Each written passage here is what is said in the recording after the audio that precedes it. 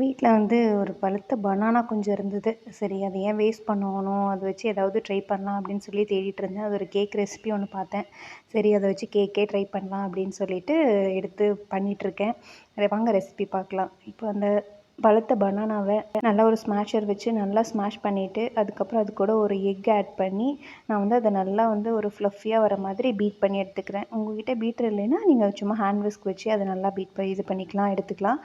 அதுக்கப்புறம் ஒரு cup sugar, brown sugar எடுத்திருக்கேன் நான். அதையும் நல்லா மிக்ஸ் பண்ணி விட்டுட்டு, அதுக்கப்புறம் அதையும் பீட்டரை வச்சு நல்லா கலந்து விட்டுக்கிறேன். இப்போ அந்த பனானா, முட்டை, அப்புறம் அந்த ப்ரௌன் சுகர் எல்லாமே வந்து நல்லா மிக்ஸ் ஆகிற அளவுக்கு நல்லா பீட் பண்ணி எடுத்துட்டு, அப்புறம் இதில் வந்து ட்ரை இன்க்ரீடியன்ட்ஸ் ஆட் பண்ணிக்கலாம். ஒரு கப் வீட் flower, 1 table spoon baking powder, 1/2 table spoon baking soda. இதை 3யும் நல்லா ஜலிச்சு எடுத்துட்டு, அதை நல்லா அந்த பேட்டர் கூட நல்லா மிக்ஸ் பண்ணி எடுத்துக்கிறேன். இப்போ வந்து ஒரு 1/4 கப் வந்து நல்லா உருக்குன பட்டர் எடுத்துக்கிறேன். அதையும் ஆட் பண்ணி அதையும் நல்லா வந்து இந்த மாதிரி கட் அண்ட் ஃபோல்ட் மெத்தடில் நல்லா மிக்ஸ் பண்ணி விட்டுட்டு, இது கூட வெண்ணிலா எசன்ஸ் ஒரு ஸ்பூன் சேர்த்துக்கிறேன். அதையும் சேர்த்து நல்லா மிக்ஸ் பண்ணி விட்டுக்கிறேன். ரெண்டும் வந்து நல்லா மிக்ஸ் ஆனதுக்கப்புறம் இப்போ கன்சிஸ்டன்சி பார்த்துக்கோங்க. எனக்கு வந்து கொஞ்சம் கெட்டியாக இருந்த மாதிரி இருந்தது. அதனால் காய்ச்சி ஆற வச்ச பாலை வந்து அதில் கொஞ்சம் கொஞ்சமாக சேர்த்து நமக்கு ஒரு நல்ல ஒரு ரொம்ப திக்காகவும் இல்லாமல் ரொம்ப லூஸாகவும் இல்லாமல் ஒரு மீடியம் கன்சிஸ்டன்சி வர அளவுக்கு அதை நல்லா மிக்ஸ் பண்ணி எடுத்துக்கிறேன்.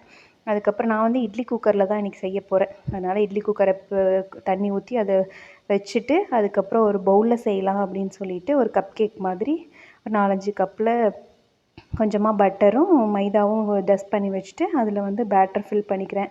நம்ம வந்து அது ஹாஃப் மட்டும் ஃபில் பண்ணால் போதும். ஏன்னா கேக் வந்து நல்லா ஃப்ளஃபியாக வரும். அந்த பேட்டர்லாம் ஃபில் பண்ணிவிட்டு ஒரு இட்லி பாட்டில் வச்சு க்ளோஸ் பண்ணி வச்சு ஒரு 1/2 அன் ஹவர் அப்படியே விட்டுறேன்.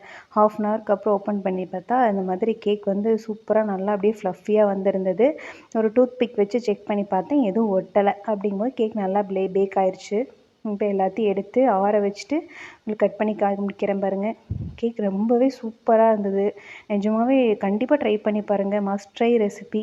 உங்களுக்கு இந்த வீடியோ பிடிச்சிருந்தா லைக் பண்ணிடுங்க. நாளைக்கு இன்னொரு வீடியோவில் பார்க்கலாம். பாய்.